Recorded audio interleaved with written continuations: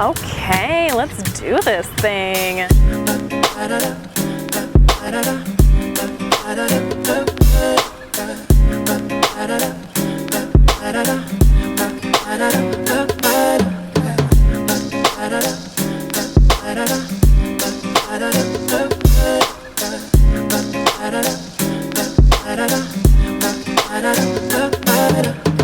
She's my sunshine in the rain. Hey everyone, welcome back to More Salt. I have a special treat for you.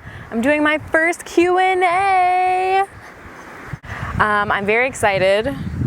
I've never done a Q&A on this channel before, but I have been wanting to really badly. You guys sent in awesome questions, and I am excited to film this. So give this video a thumbs up if you want to see more Q&A videos like this, because it was fun for me to do this.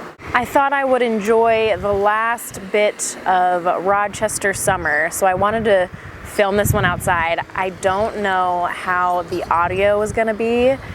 It might be a little cray with like the cars and stuff like that, but we're just gonna see how it goes. This is my first time filming in public, so there's people walking by, and that's fun. So, first question. This is a question that vegans and vegetarians everywhere get literally all the time. What do you do to get protein?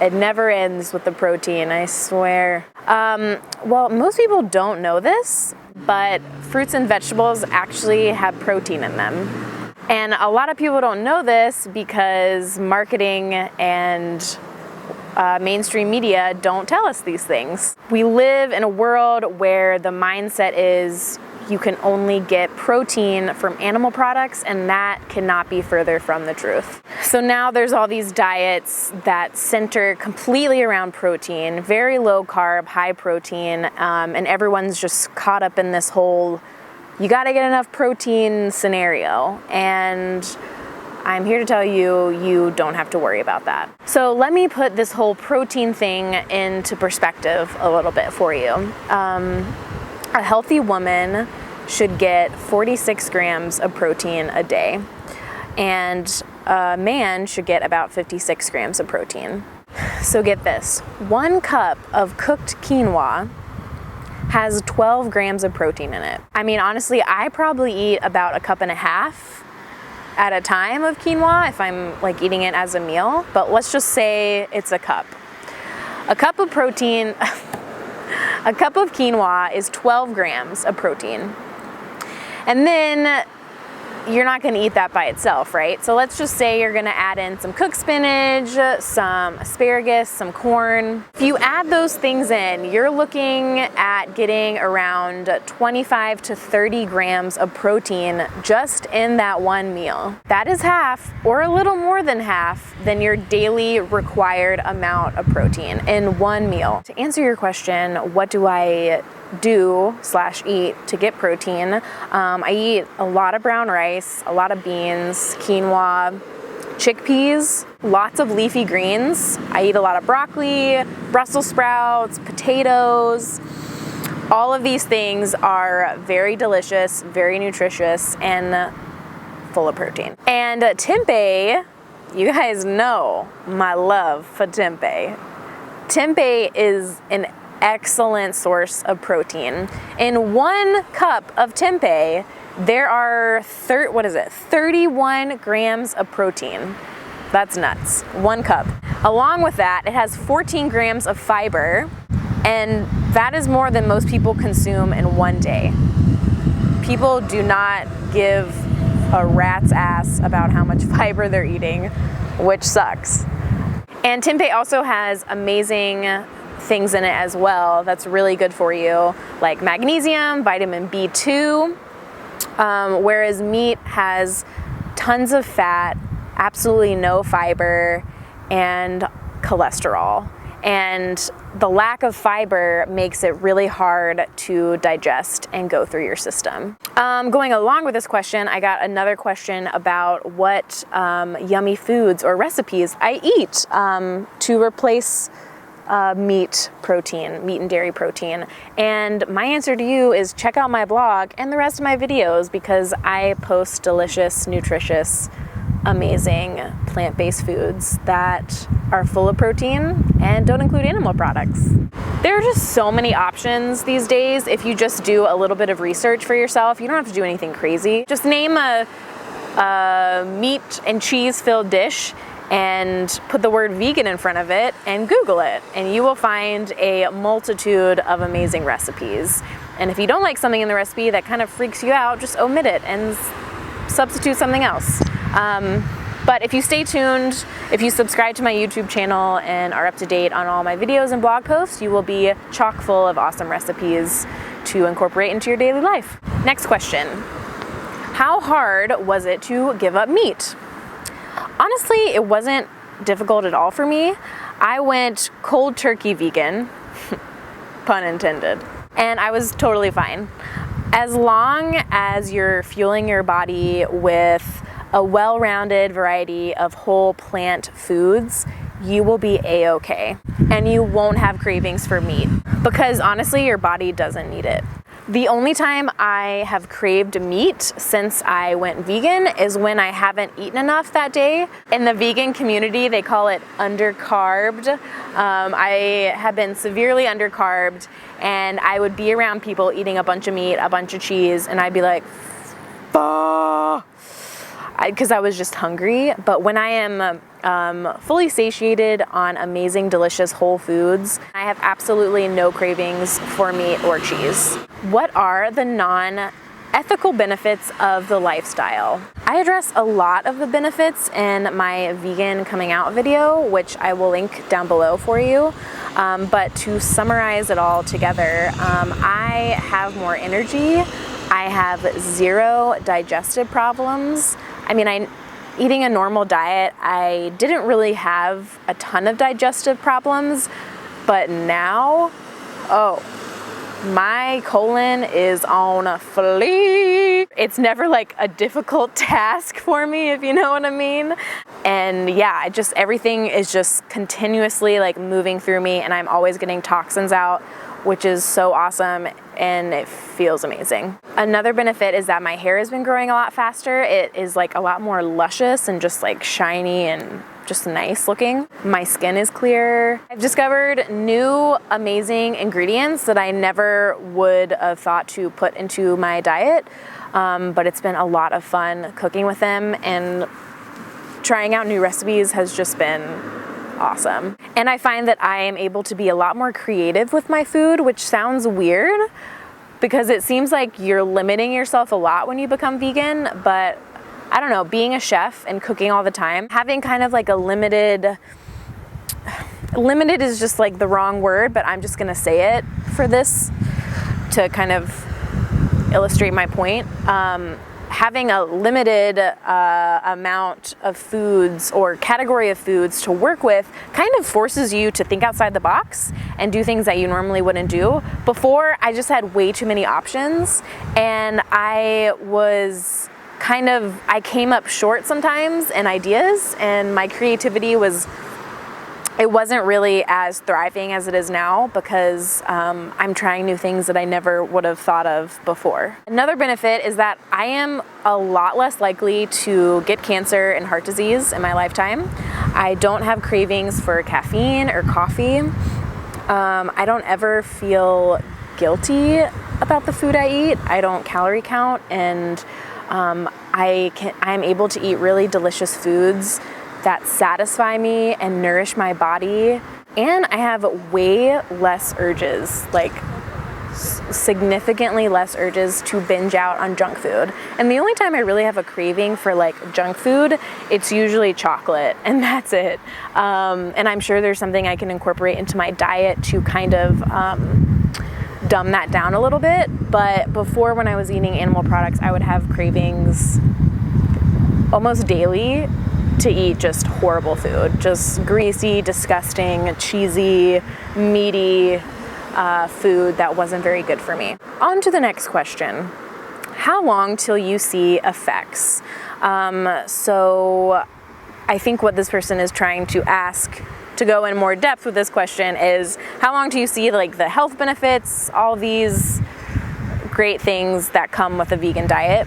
I think it depends on the person and how their overall health is, but from an everyday run-of-the-mill person with no known health condition or problem, switching to a whole foods plant-based lifestyle, you will see the effects that I just talked about in the last question within like a week to a month of switching over. Sometimes even like within a few days.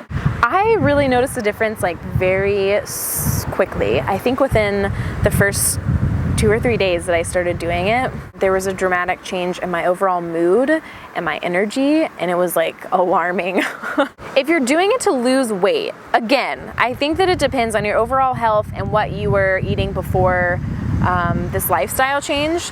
But for me, the weight loss has been a little bit slower of a process. I've done a lot of research on this and I've talked to other people, and the weight loss on a vegan diet is a little bit slower, but it is a lot more easy to maintain, and you don't have any really fluctuations in your weight as the year goes on. Because I know when I was eating a normal standard American diet, my weight would go up and down literally all the time. And when you are eating a whole foods plant-based lifestyle and you don't feel really limited in what you're eating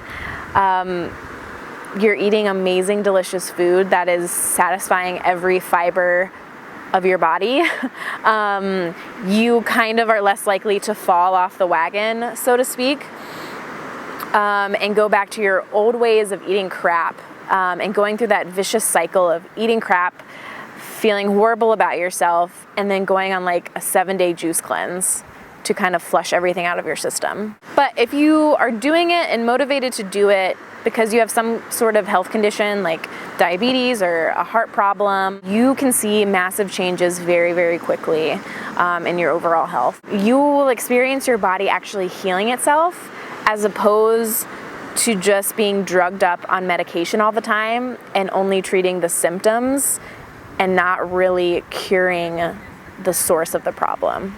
Next question is, where do you start? This is a really awesome question. I feel like a lot of people, when they hear about the vegan lifestyle and they want to do it, they kind of shy away from starting the process of it because they're like, what the heck? How do I even begin to transform my life into that direction? Because it seems so drastic.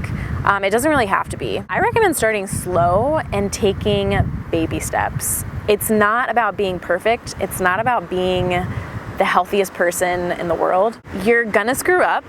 You're going to face issues and dilemmas, and you're gonna argue with yourself in your head, and you're gonna doubt yourself. But focus on why you're doing this. It might be very hard for you to start, especially if you're surrounded by a lot of people who don't agree with this lifestyle. That's really difficult. But I would just say focus on yourself and focus on the benefits that you will see in your overall health, your energy, just everything. And leading by example is a great way to show people that this lifestyle it's really awesome. And eat good food. Don't settle for bland food just because you went vegan or you're eating vegan. That is just so stupid to me. It doesn't really make sense. Food should be exciting. It should be like something that you look forward to in a day. So if this is like a totally new concept for you and you can't imagine life without meat, dairy, or eggs, I recommend going very slow. Maybe make 1 or 2 dinners a week that don't include meat or dairy. How do you prep yummy vegan meals ahead of time if you have a busy schedule? So I recommend cutting up vegetables. So depending on what you're making, if you're making like something with cauliflower or corn on the cob or onions or whatever, just cut that stuff ahead of time so you don't have to think about it. You can also cook potatoes and rice ahead of time. I do this usually at the beginning of the week. I'll make a big batch of rice or quinoa, so I have it on hand when I just want to put together a rice bowl or just sprinkle it on some salad. To make my meals even more delicious and flavorful, I like to make some spreads, dressings, and sauces ahead of time, so I can just literally jazz up any meal that I have with any of those things, and they're already made and good to go. Dressings are so easy to make and throw together, and they don't take a long time. So make your own. Don't ever buy dressing at the store. Ugh. Also, soup is a perfect meal. You can make it as hearty or as light as you want. And the great thing about soup is that the day you make it and the days that it sits in your fridge, it just ends up tasting better because all the flavors are getting to know each other a little bit more. Okay, last question. How much time on average do you spend cooking food on a normal day? If I take time to prep everything beforehand, it takes me no time at all. I can put together an epic meal in about 10 minutes. But if I make it all at one time, it depends on what I'm making, but it could take anywhere from like 30, 45 minutes to an hour, depending on what I'm making and how many people I am cooking for. So it really doesn't have to be a crazy task. Cooking doesn't have to be super duper time consuming. When you are plant-based, you can make it very easy on yourself, and there are tons of different resources for you to use to get ideas for efficiency and saving time.